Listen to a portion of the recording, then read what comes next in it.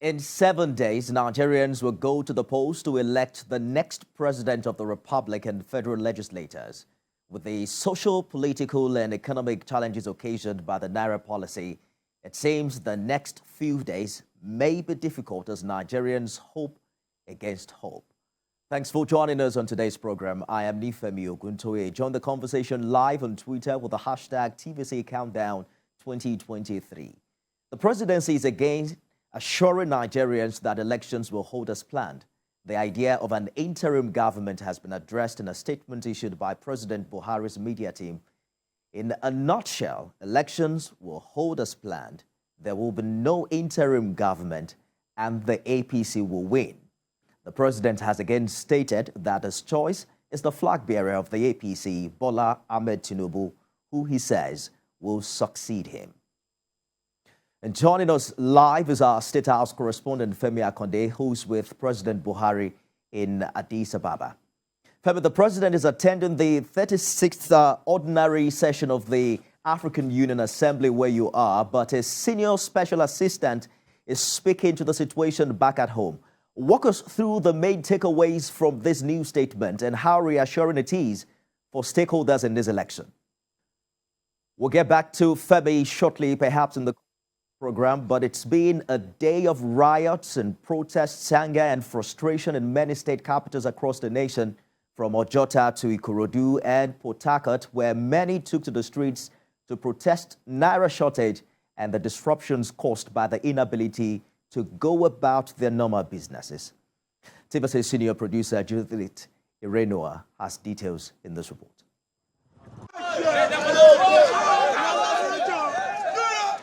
Call it a wave of anger and frustration in demand for attention from the government at the center. You will be right. Soldiers everywhere. In the Mile 12 area of Lagos, where normalcy has reportedly been restored, it was a Friday morning of unrest over Naira scarcity. Commuters were stranded over the rejection of the old note by transporters, leading to the breakout of protest.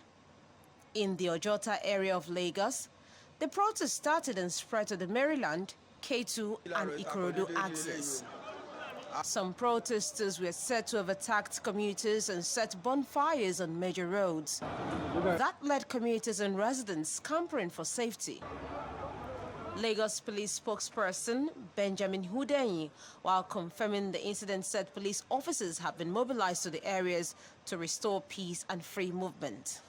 In Ogun State, some residents of Ibafo in Obafemi Owode local government area blocked both sides of the Lagos-Ibadan expressway at the Ibafo bus stop axis in protest of the scarcity of the new Naira note.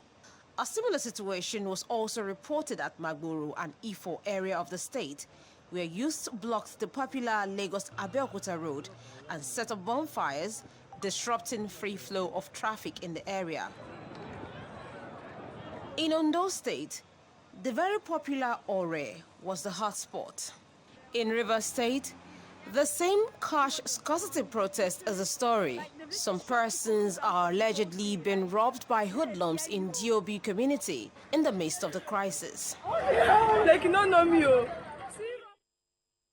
It's been a busy day for our correspondents monitoring this development across Nigeria. I'm joined by reporters in Kaduna, Yobe, and Ogun State for more on the updates there. Lupe Assam is joining from Kaduna. I see Ayo Moradi or Kazim Olowe is in Ogun and Michael Oshuma in Yobe. Femi is joining us live from Addis Ababa. Femi, walk us through the main talking points in the press release from the presidency earlier today.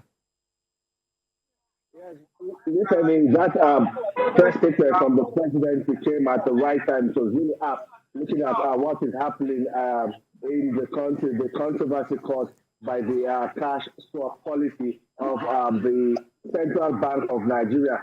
You know, a lot of governors have been making some kind of insinuations that this policy is targeted at the market in the All Progressives Congress, and they are also suggesting that there are plans to form an interim national government. There are plans to derail the election and form an interim national government. So the presidency had to come out strong with that statement to tell people to stop making jokes about an international government, that elections will hold. Earlier today, I spoke with the Senior Special Assistant to the President on Media and Publicity, Garba Shehu. He told me emphatically that elections will hold, and this African Union Summit that President Muhammad Buhari is currently attending will be his last. And he would also be making a closing statement announcing to other world leaders and African leaders that he will be exiting the stage of League of Presidents or leaders on the African continent.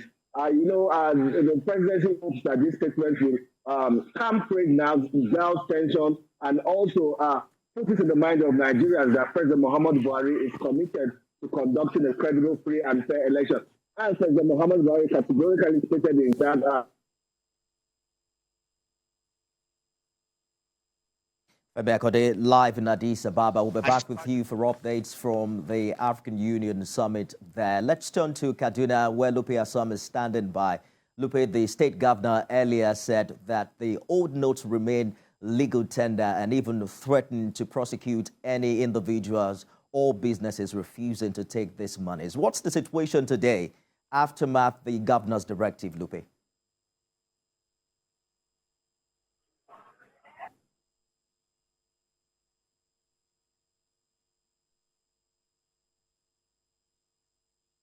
Lupe, if you can hear me, I'm asking what the situation is in Kaduna aftermath the governor's directive as regards the old notes still being legal tender.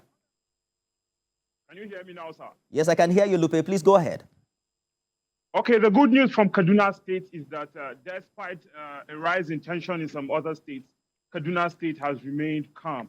That's the good news for several people in the state. Of course, Kaduna State has witnessed a rise in violence lately. So the last thing people were actually expecting was that there would be some form of unrest in the state. So at the moment, I can tell you that the polity is calm. But then I must also let you know that the people here are feeling the brunt of this policy. Several of them have criticized the federal government. Several of them have criticized the timing of this policy.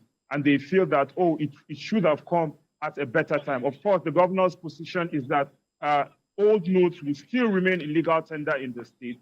That has also been criticized by several others. But the governor seems to be backed by, he quotes the Central Bank of Nigeria's Act of 2007 and the Bill of Exchange Act, which has obliged the Central Bank of Nigeria to always exchange old notes when they are brought by the citizens. So he seems to be backed by that, and he's standing by his position. The people seem to also be backing the governor.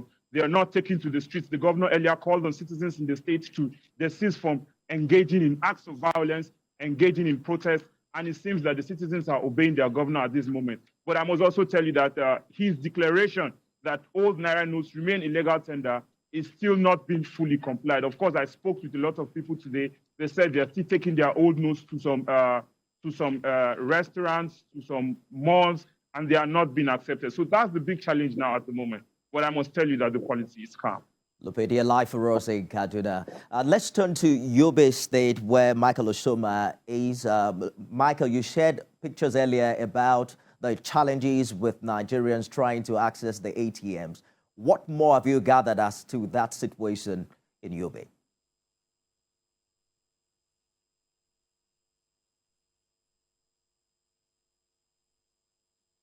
Michael, I'm asking what the situation is like where you are as to the Naira scarcity. Yeah, in Yobe State, the situation is quite different from what we're experiencing in other states, like protests and burning down of structures and all that. The situation in Yobe is calm, and the only challenge is that there is scarcity of the Naira, and people from the 17 local government areas in the state are trooping into the capital city to ensure that they have access to cash. And it's unfortunately that when they came to the town, there is no cash on almost all the ATM in the capital city, which is a bit challenging for many residents in Yobe State. There is no protest. The government has asked everyone to be calm, not to take the law into their hands like it's just the way we experience in other states. From Yobe. Michael, we'll return to you when you have more for us in the course of our bulletins. Let's turn to Ondo State, where Ayo Mradeyo is standing by. What was today like in Akure, Ayo?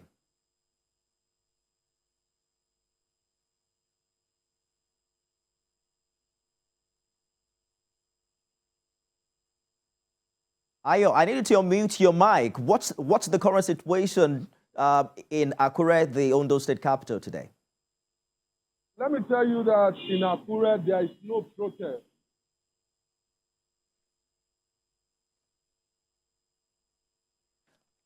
Well, we have issues connecting to Ayo. We'll get back to him subsequently.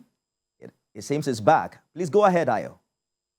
Yes, in Ore, we have protests where hundreds of youth came out in their numbers to participate in the protest. They said they can no longer have access to new Naira notes. Some of them, they went to various banks, and the situation is the same. They couldn't get new Naira notes, and most banks did not open. So it has been a very turbulent time for the people. They are saying that the government needs to review the policy because they don't have access to their money in the banks.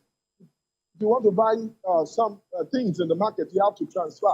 And most of the traders here, they don't receive transfer. So it's difficult for them to make transactions. And that has been the situation. And that is why the youth in Ore and some other residents came out to protest against this policy. They want a review and they want to have access to their money, which has become a problem for many of them.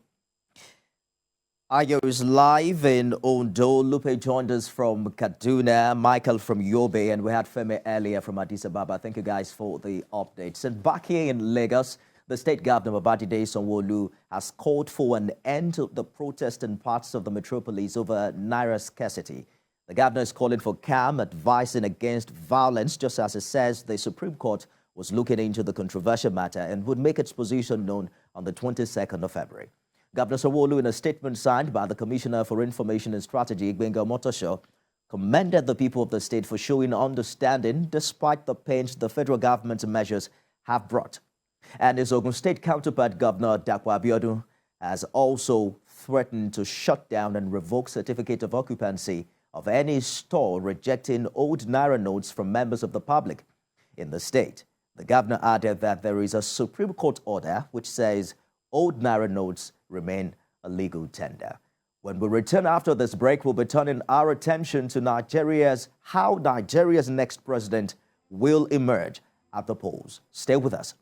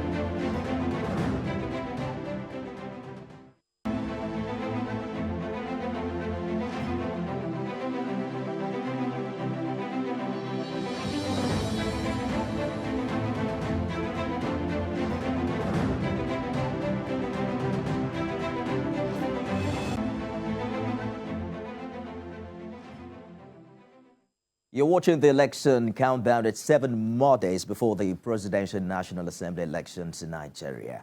But for any presidential candidate to win elections in Nigeria, the Constitution says, in addition to majority votes, he or she must have a quarter and 2/3 of the state and the FCT. I'm joined now by Senior Advocate of Nigeria, Johnson Usman, who will help us understand this section of the law better. Thank you for joining us on the countdown. Section 134 is our go-to on the show this hour. It states that in addition to majority of votes in an election, the candidate must also have not less than 25% in 2/3 of the state as well as the FCT. What do you think the framers of this section of the Constitution have in mind, and what does this process aim to achieve? Thank you for having me this night.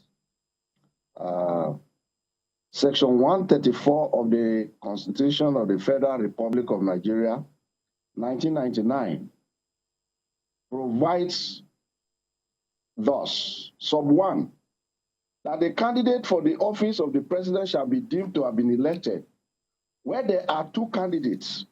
A, he has majority of the vote cast at the election. So the first requirement to be declared as the President of the Federal Republic of Nigeria is where there are two candidates, the person must have majority of the vote cast at the election. That is the first requirement. B, he must have at least 1/4 of the vote cast at each state and at least 2/3 of the 36 states and FCT. Meaning, that person must have at least 25% of the vote cast in each state, at least 24 states and FCT in Nigeria. So you must marry these two things together for you to be declared as a president of the Federal Republic of Nigeria, where there are two candidates. You move from there, you go to sub 2, where there are more than two candidates. Number 1, to be declared as the President of the Federal Republic of Nigeria, the person must have at least the highest vote cast in that election. Then number 2, at least 2/3 of the vote cast in at least 24 states and FCT to be declared as the President of the Federal Republic of Nigeria. So the assumption that you must have 2/3, people are confused about this issue of 2/3. It's not just 2/3. You must first have majority of the vote cast or highest number of vote cast as the first requirement. Then the second requirement is that you must have at least 1/4 of the election in each of the states, 24 states and FCT. All right, so to become the President of the Federal Republic. Senior Advocate, that then brings us to the condition for a runoff election, because subsection 3 speaks to that, where the candidate who has the majority of vote defaults in the second condition, which is 2/3, then a runoff must now happen. But who are these two candidates who will now participate in the runoff? Thank you very much. The candidate that must participate in the runoff are the two leading candidates. A candidate with majority of the lawful votes or the highest number of votes, and the candidate that comes second. Because the instances abound where the candidate will have majority of the lawful vote cast, but does not have 2/3 of the vote cast in at least 24 states and FCT. In such a situation, a runoff must be conducted by INEC within 7 days for the two leading candidates. I want to call your attention to that subsection 3. A certifies that the first candidate will be the one who has the highest number of votes, highest number of lawful votes. That is true. It's now saying that the second candidate will now be one among of the remaining candidates who has a majority of votes in the highest number of states. And that's where I need some clarification. Does that mean that it's not just the majority of votes, but then the number of states where the majority of votes also come from? By subsection 3B, the second candidate who is going to participate and partake in the rerun must be the one that has the highest number of votes in the states. Okay. So that is a distinction there. For you to participate in that rerun, you must be the one with the highest number of vote cast in each of these states in Nigeria. That will qualify you to be a partaker of the rerun. All right, so let us go back memory lane. In 1979, the question arose as to what is two-thirds of 19 states. You recall that the Election Commission held then that it meant 12, and that was how Shehu Shagari of the NPN rather, emerged elected president. That was challenged by Obafemi Awolowo of the UPN. His main contention then was that two-thirds of 19 states is 13 and not 12. Of course, the numbers of states have now changed since 1979, and we've also have an electoral law updated over the years. But is this provision as simple as having not less than 25% in 24 states as at 2023? Now, there is a thin line difference between now and what we had in 1979. Under Section 134, you must have majority of the vote cast, two-thirds of the vote cast in at least 24 states and FCT. The word used there is "and," which is conjunctive. So even if you have 24 states and you do not have FCT, you do not merit to be declared as a winner of the election, because the phrase used there is "and." Two-thirds state and FCT. It means you must also win FCT to be added to the two-thirds of the state you have won to be declared as a winner of the election. So that makes it more than 24 if we're counting. Remember that FCT is not counted as a state. Indeed. But if you are to add FCT to it as a state, it means you have to 25 states. But because FCT is not recognized as a state, it is 24 states and the FCT. All right. So in 2023, senior advocate, elections, this particular election, many would say there are 4 major contenders. What, in your opinion, are the chances that the winner will emerge in the first ballot and that this election will not end up in a runoff? Well, I don't want to be dragged into politics, but as a Nigerian, I have the right to air my view. And my view is I don't see the election going into a rerun. I think there will be an emergence of the president from the first election. There won't be second election. There won't be third election. As a matter of fact, under the Constitution, it's called the second election and not a runoff. There won't be second election. I strongly believe that a winner will emerge at a one-off election. Interesting days ahead as we look forward to how this election will run, particularly now that the presidency is saying that there is no doubt that the 25th February date is sacrosanct, and of course that election will hold. We're looking forward to how that will run. A big thank you, Senior Advocate of Nigeria, for joining us on the program. Thank you for also sharing your thoughts with us. It's my pleasure. Thank you.